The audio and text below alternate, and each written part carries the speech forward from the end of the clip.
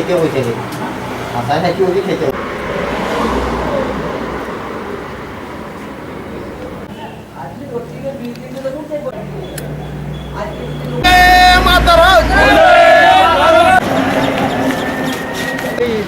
আমাদের মেম্বারের বিরুদ্ধে এই অভিযোগ 301-এ যে টাকাটা ছিল সেই টাকাটা 43,000 টাকা মেম্বার কোনো কাজ না করে তুলে নেয় এবং সেই বিরুদ্ধেই আমরা পঞ্চায়েতে আজকে ডেপুটেশন দিয়েছি এবং প্রত্যেকটা মেম্বারকে 15,000 টাকা করে দেওয়া হয়েছে রাস্তা মানে মেরামত করার জন্য।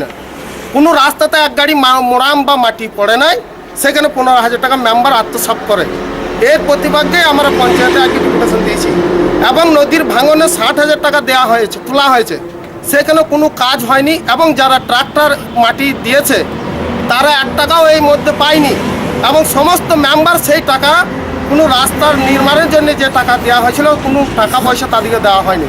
তাদের অভিযোগের জন্যে আমরা আজকে পঞ্চায়েতে ডেপুটেশন দিয়ে এসেছি এবং পালবাবুকে বলেছি 1 সপ্তাহের মধ্যে এর মাস্টার রুল এবং আমাদের মাস্টার রুল এবং 1 সপ্তাহের মধ্যে দিতে হবে, নাহলে এই যদি 1 সপ্তাহের মধ্যে না পাই তাহলে এর চাইতে আমরা বৃহত্তর আন্দোলনে যাব এবং এইটাই আমরা পালবাবুকে বলে এসেছি। এটাই আমাদের বক্তব্য যে মেম্বার যে কাজ করছে কাজ করুক, কাজ করতে পারেন নাই এবং পঞ্চায়েতে যে অফিস স্টাফ আছে তারা গিয়ে নির্মাণ করে দেখে আসুক যে হ্যাঁ সত্যিকারই ওই কাজটা হয়েছে কিনা, তারপরে টাকা বা বিল দেওয়া হোক। এর জন্যই এই প্রতিবাদের জন্য আমরা আজকে পঞ্চায়েতে ডেপুটেশন দিয়েছি 1 নম্বর সংসদ বোরকুনা পঞ্চায়েত।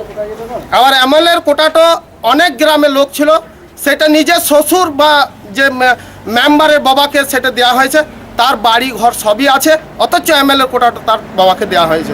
কেন আর কি গ্রামে গরিব মানুষ ছিল না, তাদেরকে দিতে পারেনি? ডেপুটেশন আমরা 3 দফা দিয়েছি, একটা পঞ্চায়েতের প্রধানকে দিয়েছি এবং আমরা বিডিও সাহেবকে দেবো এবং আমাদের এসডিও যে আছেন তার কাছে আমরা 3 দফা আমরা ডেপুটেশন দেবো, টোটাল 3 দফা। আমার নাম শেখ হাসান।